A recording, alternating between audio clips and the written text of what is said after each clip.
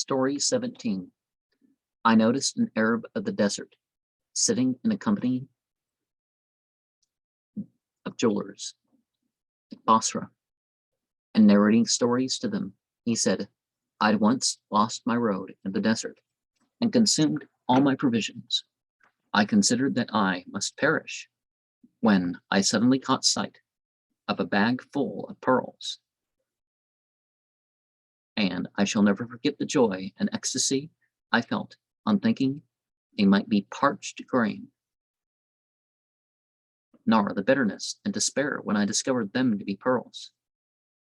In a dry desert and among moving sand, it is the same to a thirsty man whether he has pearls or shells in his mouth. When a man has no provisions and his strength is exhausted, it matters not whether his girdle is adorned with pearls or potsherds. Now, of course, something that one should never do. But if you were starving to death, I guess it'd be better to have pearls, because pearls could be crushed easier to get the calcium.